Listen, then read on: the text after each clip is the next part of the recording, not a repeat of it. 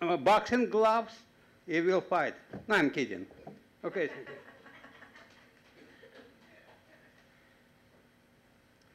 Well, the question was how to, when you get to Congress as a freshman, how do you make sure that you're going to be heard? I think they're going to have a problem shutting me up. And, you know, John Boehner may find me a little hard to keep under control, I'm afraid.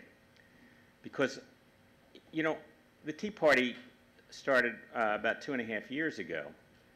I was advocating these principles 20 years ago on the radio. Limited government, lower taxes, getting rid of government bureaucracy, letting the free enterprise grow, balanced budgets. So I'm going to keep advocating for those principles. You know I look a lot younger, but I'm 64 years old, and I don't give a damn about building a career in Congress. I'm going there to fight for principles that I believe in.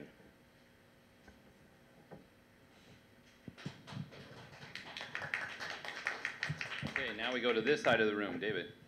Thank you. David Robinson, foreign member. Just as preamble, Obama has not signed 2,000 executive orders. According to the National Archives, he signed 95, and they are the official repository of such. Question specifically is, of what cuts or specific structural changes would you do to Medicare, Medicaid, or defense spending, since those are the major parts of the budget, in order to bring balance to the budget? Because cutting Department of Energy and the EPA and Department of Transportation and Education is not going to balance the budget, as people say. So what specific cuts and structural changes would you propose? Lisa, that comes real close to being a speech. So next time, questions only. Okay, thank you very much for correcting me. I meant to say they were administrative rules. There were 2,000 administrative rules put through by the Obama administration in 2011 alone. So that's scary. And yeah, we need to get rid of all those agencies, any agencies. I mean, we educate our children here locally. Why do we have this big monster bureaucracy in Washington, D.C. that we pay all this money to? I mean, really, it's insanity. A lot of this stuff's insanity. We've got to make sure that we limit it. We've got to lower taxes drastically, make the Bush tax cuts permanent, and we've got to inspire businesses. And we've got to give them the confidence to know that they can create jobs, that they can meet their payroll, that they're not going to destroy, you're not going to destroy your business if you take a risk, because that's what running a business is, taking a risk. But the federal government, Reagan said that, it's not covered, yes, anyway, all right, thank you. Healthcare and Social Security, big spending federal money. About healthcare, I'm 74. I have no medical problem because I take care of myself. I have no I don't spend money on doctors and medicine. I think about 20, 30 years ahead. About to spend so many people, businesses rob this country, rob Medicare. Scooter, for example, scooter costs $5,000. What is going on?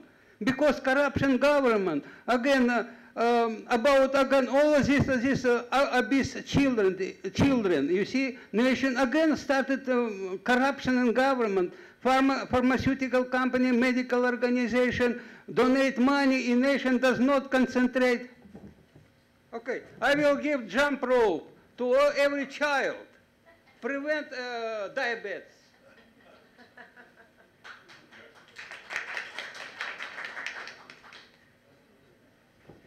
The question was, what cuts would we support for Medicare, Medicaid, and defense?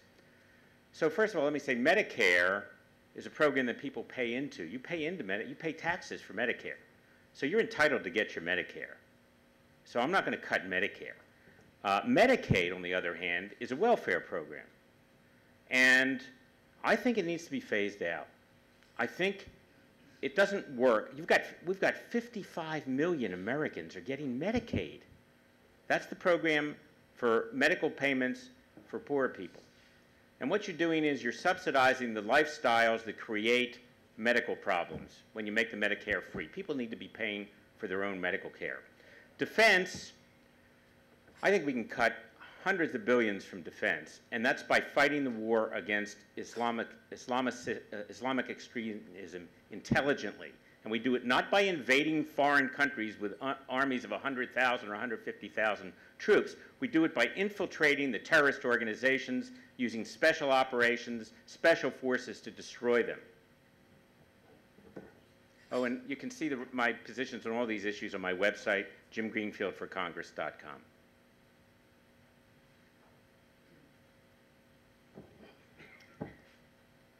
Tort reform is an essential part of helping us with our healthcare system. There are excessive punitive damages that are awarded to people.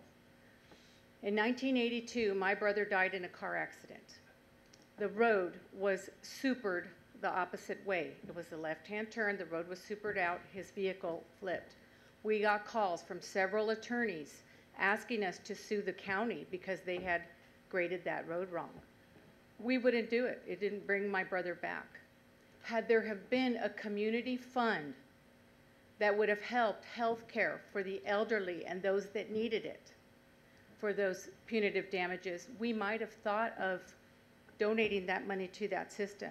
Communities know what the people need, and they can identify fraud immediately. They know who lives in their community, and they know who needs the help.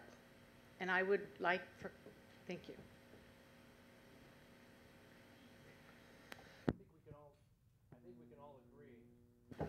There we go. I think we can all agree that there's tremendous waste and fraud in government today. There's about a $60 billion fraud number just in Medicaid alone every year. Recently, the Oregonian reported that $60 billion has been wasted in the 2 wars because of fraud and corruption. So we need to eliminate those who would allow this to continue. We need greater transparency and people who are not beholden to certain special interests or lobbying groups that allow this to occur. As it relates to health care, though, I must add, because that's part of Medicare and Medicaid, we have to reduce the cost of doing health care, providing health care in this country. A great example is what we have right here in Washington County.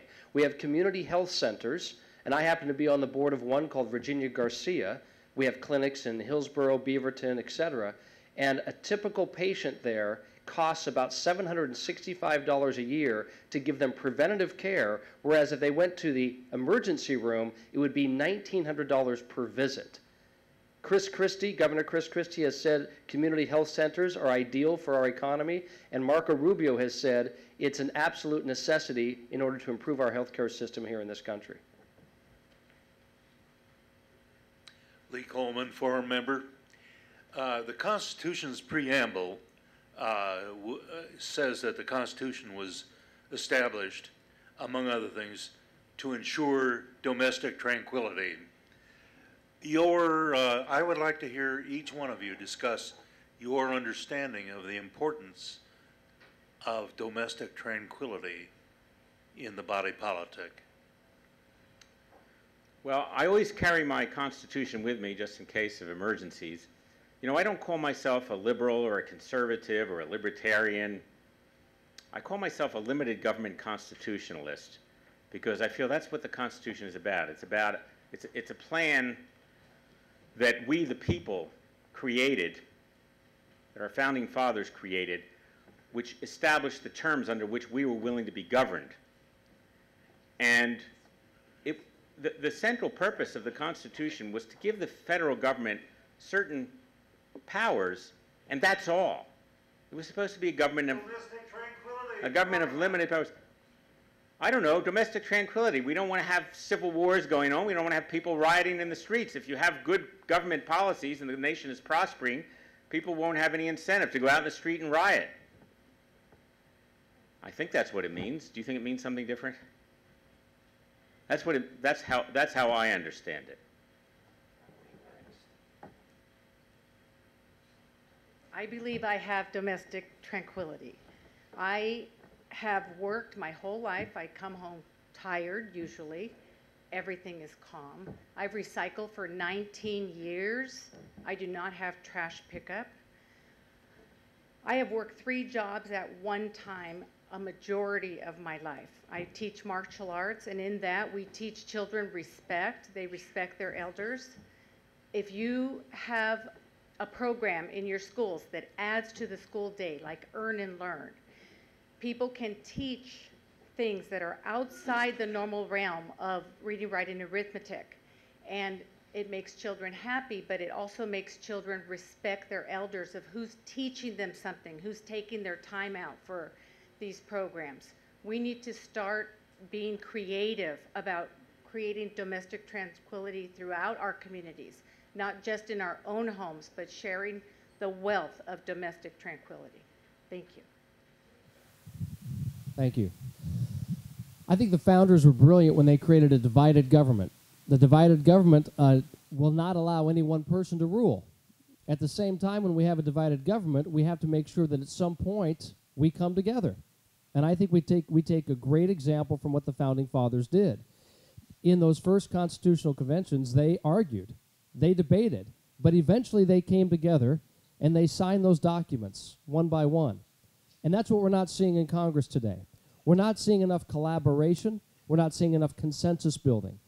I know how to do this. As recently as this year, I was assisting people in our community in creating a jobs creation bill, or not bill, but plan, and I took this plan to people all over the community, and it didn't matter to me what party affiliation they were. I took it to elected officials, and I said, this is good for Oregon. And the best way that we can create tranquility right now is to make sure that our economy is prosperous, that people have a job, that they have a future, that they have some hope. When they don't, it leads to not only domestic strife, but also strife at home and in the workplace.